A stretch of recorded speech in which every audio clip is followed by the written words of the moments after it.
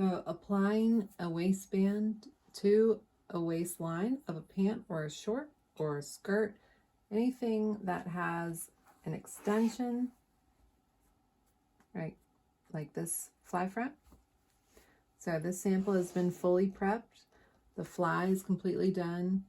We have our pocket bags stitched or basted in place. So our pocket bags are pushed toward the front and basted to the waistline within the seam allowance. All of our darts are pressed towards center lines, and we're ready to put this waistband in. This waistband is all in one, so which means it's going to fold on the center length of it, and it's going to finish at 1¼ inches high. So the extension lives on the left side for this sample. It's a right over left closure, meaning our shield is on the left side. So our extension has to pass center front and meet this shield. How we're going to do this is by stitching good to good. Make sure you're working with the side that either has the extension for the extension, or you're working on the non-extension side. So I know that I'm going to put the project in the sewing machine like this. So I'm going to start on the extension side. I can see my extension notch right here with 1/2 inch seam allowance all around. So that should line up with center front, meaning right here. I'm just going to pin my waistband to my waistline, lining up these cut edges, and pin in place.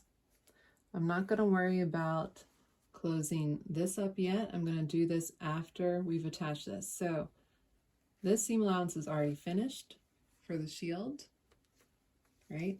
That's finished off cleanly.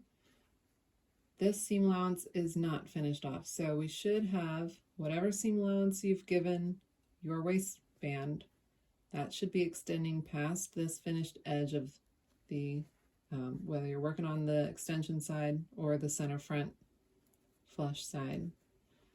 So go around pinning your waistband in place. I have a side seam notch here.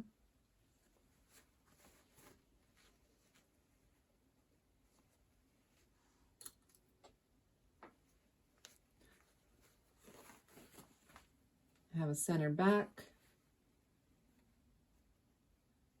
And I should have a stay stitch in this pant waistline because it has stretched out a little bit, it feels like. But that's okay. It shouldn't be too much. I'm just going to have to ease it in to this waistband. And just continue around, matching up your notches to your seams and whatever you've notched. Maybe you've notched the dart positions also. And when you get back to the other side, doesn't matter if you're getting back to the extension side or the side that comes perfectly to center front, you still need to have some seam allowance overlapping from that finished edge. After you've pinned it in the cardinal points, meaning center front to side seam, center back, side seam to center front again, go in between those areas and pin a couple more times between that. And if you have any ease that needs to happen, distribute it evenly and pin in place.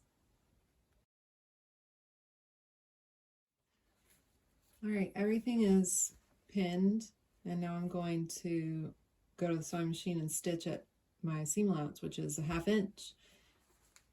I only want to stitch to the end here. I suppose it wouldn't really matter if you went off because we're just going to close this up afterward. So I'm going to stitch all around at my seam allowance, and I'll be back in just a couple seconds. So we have our waistline stitch in, connecting our waistband to our pant waistline. You want to be careful because you are going over zipper coils when you make this stitch. Just use the wheel to walk over these so you don't break a needle. And then also double check your seam. So turn your waistband up and look for any tucks in the fabric. Make sure your darts are pressed in the right direction. If you do have any tucks, like this little area right here, all you want to do is go into this section, unpick the stitches for about a couple inches surrounding that tuck. Unpick your seam and redistribute that little bit into something that is very subtly gathered rather than just folded over on itself in a little tuck. Okay, so undo those tucks. When you do that, you are ready to close up your front edges. So we're still stitching good to good. If this is our seam allowance, we have a 1/2 inch allotted here, but you can see it's not quite giving us a 1/2 inch. That's totally fine. You don't want to force it to stitch at a 1/2 inch at this point. We want to close this up at wherever the edges, the folded edge of our front pant is, to match it perfectly. So you place your waistband good to good,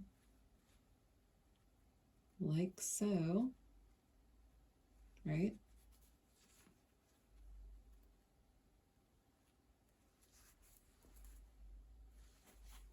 So we stitched it good to good like this. Now I'm folding it in half lengthwise, and I'm making the seam allowance meet each other on the waistband. The long edge seam allowance, the waistline seam allowance, and the center front seam allowance. And what you want to do here is just stitch this closed. Okay, it's a short stitch, but you need to be exact with it. I can see where my center front edge is right here. Right here. I want to line my stitch up perfectly with that. So I want it to come from right there, and I want it to be perfectly parallel with the edge, so that when this is finished, I'm going to have a perfectly flush waistband, and it's going to be parallel, a straight line from the pant up to the waistband. Same for the side with the extension on it at the shield. Fold your waistband good to good and stitch your front just right here, back tacking. You don't want to catch any of this, any part of the pant, the shield in this stitch. So what you're doing is only stitching from this top where your waistline seam is, where you connected it, stitching from here up to the top and back tacking. So hopefully you could see this well enough. But I've stitched as straight as I could, and I'm back tacking at the top, coming right to where my seam line is, not passing that. And the reason is because we have to turn this right side out now, and this part has to be free. We have to be able to lift this up and fold it in on itself. But first, before I do that, I'm going to clip this really quick because it needs to have space in there.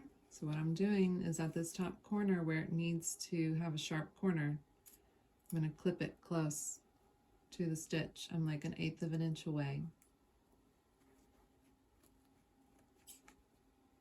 This can be trimmed down a little bit.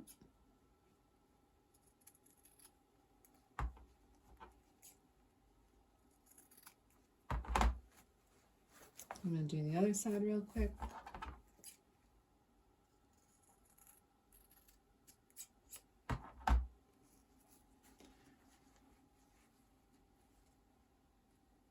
And then you're going to want to turn it right side out.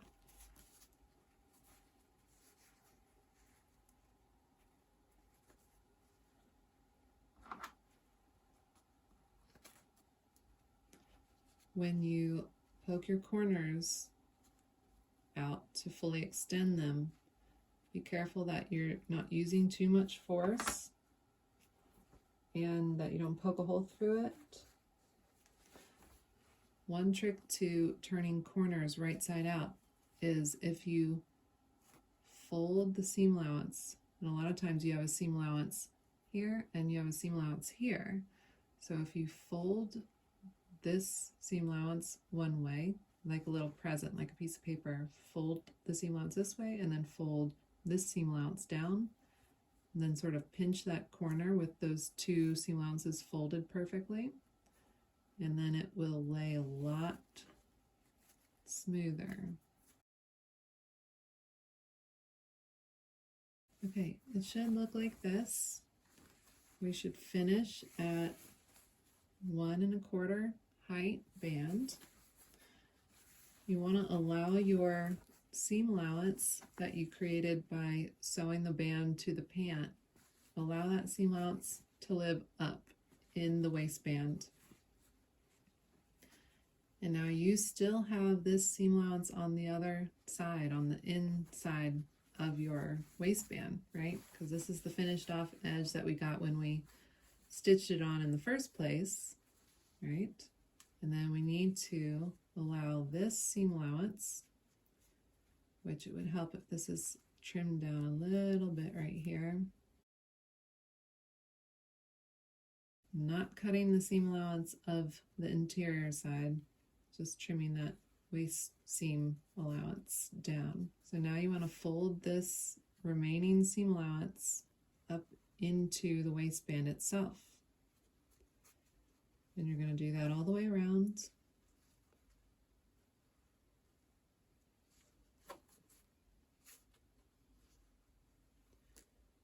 So here's the thing, you can finish this off in a lot of different ways. Once you get that positioned, you can pin it in place. Some fabrics are okay to just press it and it will stay really well for you. Again, all the seam allowance from your waist seam goes up into the waistband. Fold the interior seam allowance of the waistband up into the waistband, so all the seam allowance is living up in that waistband.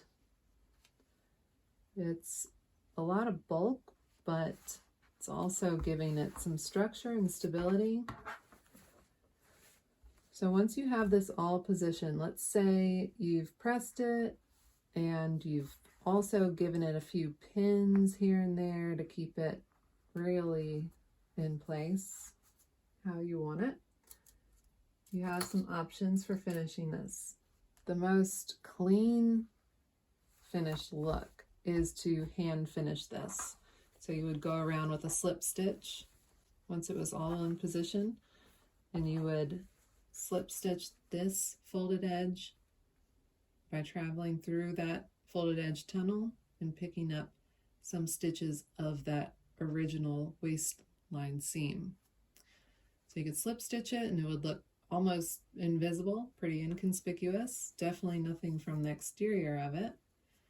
You could top stitch all the way around this thing from the exterior. You want to stitch from this side so you know that your stitch is straight and parallel with the seam.